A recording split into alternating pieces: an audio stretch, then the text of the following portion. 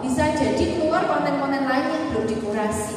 Video-video AI yang untuk anak-anak kita bisa pakai kartun yang lucu, tapi di dalamnya itu mengajarkan hal-hal yang tidak sesuai dengan firman Tuhan dan Alkitab. Nah, itu bisa terjadi. Dan anak-anak mungkin belum punya computational thinking atau dia belum punya kesadaran bahwa konten itu salah gitu. Jadi AI itu evolusinya sangat cepat ya, dan AI itu sudah ada di HP anak-anak kita. Jadi yang penting sekarang kita mengajarkan anak untuk bisa menguasai. Jadi tahu kapan dia harus berhenti, tahu kapan ini kontennya jelek, tahu kapan dia itu harus menggunakan waktunya dengan benar. Dan ada juga mitos, mungkin Bapak Ibu jadi concern ya, apakah benar AI akan menguasai dunia? Nah, ya sebenarnya katanya ada memang tanda-tanda bahwa semakin ke akhir zaman seperti itu. Tapi saat ini yang penting di dunia AI itu ada developer, ada company yang memang punya responsible AI, tanggung jawab untuk menyebarluaskan AI dengan benar.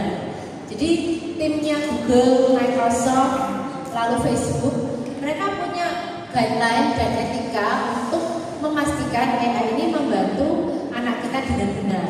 Nah, Bapak Ibu bisa fokus pakai yang dari company-company bereputasi. Kenapa? Karena memang mereka ada yang mengawasi secara legal. Kalau mereka sampai menyalahgunakan AI itu bisa jadi tuntutan hukum. Nah, mungkin anak-anak itu akan kena promo ini loh AI gratis ya. Nah, AI gratis itu justru bahaya. Kenapa? Karena open source itu berarti tidak ada company yang 100% bertanggung jawab terhadap hasil AI.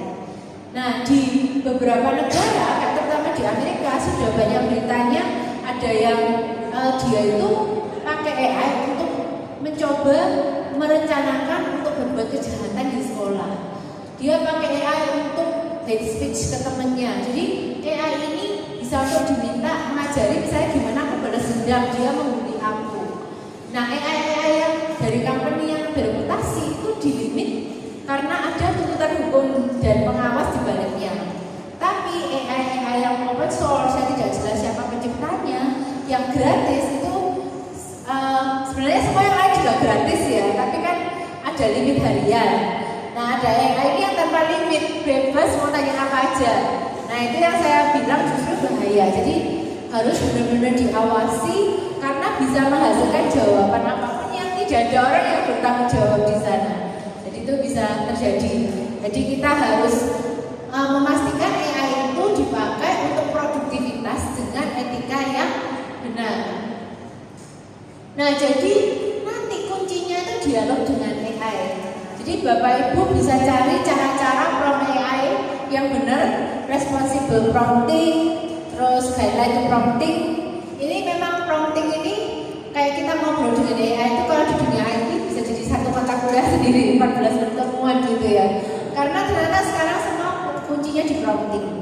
Tapi kalau Bapak Ibu mau mengarahkan ke anak-anak, yang penting anak-anak ketika mulai prompting di dunia AI ada namanya role. Jadi harus ngomong gini, saya adalah siswa kelas berapa gitu ya. Supaya AI itu bisa langsung membatasi jawaban dan memastikan jawaban ini sesuai umur. Jadi kita bisa pesan ke anak-anak sebelum mulai prompting bilang dulu, saya adalah anak berusia berapa tahun. Nah, di AI itu ada batasan usia juga sebenarnya. Jadi untuk yang di bawah umur SMA, di bawah 17 tahun, itu dibatasi tidak boleh bikin gambar atau video sembarangan. Nah, Bapak Ibu supaya bisa mengamankan anak-anak untuk pakai AI, minta anak-anak misalnya akses Gemini, pakai email sekolahnya gitu misalnya. Karena pasti usianya benar. Nah, kalau Bapak Ibu membukakan akun AI pakai usia kita sendiri, itu bahayanya semua konten itu bisa untuk usia berapapun, sampai sebatas kita sudah 30-40. Sebenarnya baseline-nya di AI itu 17 tahun sih. Jadi apa yang boleh dikeluarkan AI untuk usia di bawah 17 tahun dan apa yang boleh setelah 17 tahun. Jadi sebaiknya usia ini juga benar-benar diperhatikan. Jadi Bapak Ibu bisa menambahkan email anak-anak ke dalam family sambil disetting ini anak saya usia berapa, dan semua akses ke misalnya ini Google ya, YouTube itu akan sesuai umur, Google Search akan sesuai umur, Gemini juga akan sesuai umur. Jadi kita harus berdialog dengan AI, kita harus komunikasi dengan AI sambil berusaha mengamankan anak kita. Kalau kita pakai AI dari company bereputasi, itu isinya nggak akan ngawur-ngawur amat. Jadi isinya itu akan benar-benar sesuai dengan usianya. Dan jangan lupa memberikan role model. Jadi Gemini ini memang bermanfaat. Dia bisa membantu anak belajar. Kalau anak saya tanya kosakata bahasa Inggris yang sulit, karena kadang itu kosakatanya kok aneh-aneh ya, saya dulu nggak tahu. Nah, saya bisa langsung tanya AI suruh bikin ilustrasi. Nah, anak saya juga yang kecil ini suka banget kapibara. Jadi saya bisa bikin flashcard untuk kosakata pakai kapibara, video pengajaran untuk kapibara gitu ya semua. Oh, bukan untuk kapibara. Dengan gambar-gambar interaktif kapibara. Jadi saya bisa arahkan semuanya. Jadi sebenarnya AI ini bisa kita arahkan jadi asisten pribadi orang tua asal kita gunakan dengan tepat. Kita bisa pakai strategi parenting.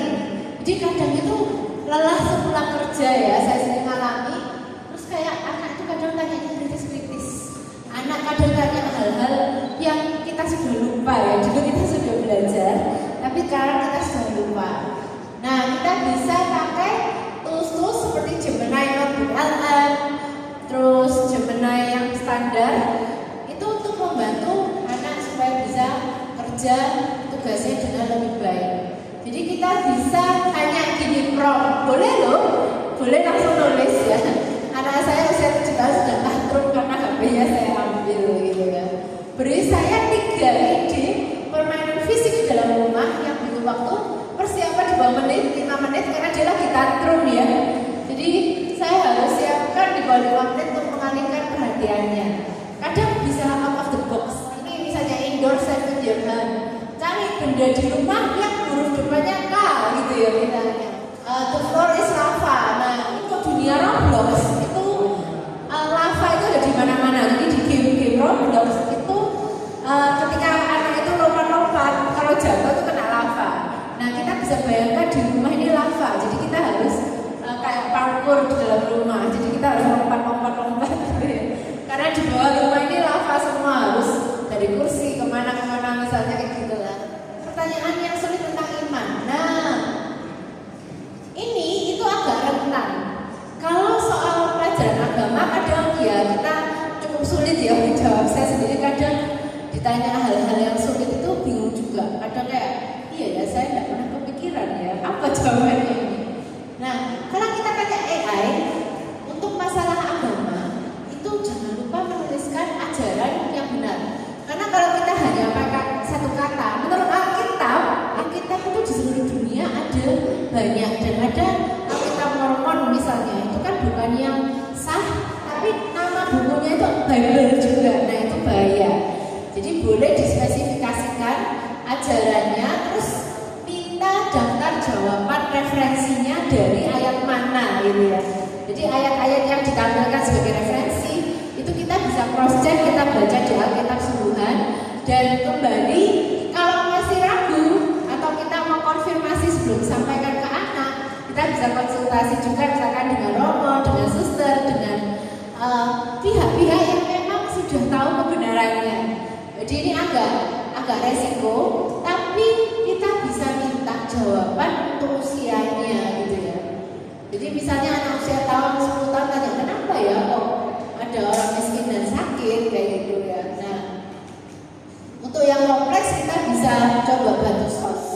Nah, membuat devosi menarik. Jadi membaca Alkitab itu dengan tulisan saja sangat jauh dopaminnya dibandingkan lihat konten dan main game. Lihat konten. Jadi ketika kita mengajak anak untuk renungan itu agak sulit. Nah, kita bisa tanya ke AI juga, membuat pengantar tidur yang menarik dengan kisah Daud Goliat, sisipkan superhero modern. Termasuk saya juga sudah coba menjadikan video dan gambar itu juga sangat bisa. Jangan lupa film. Ternyata banyak LGBT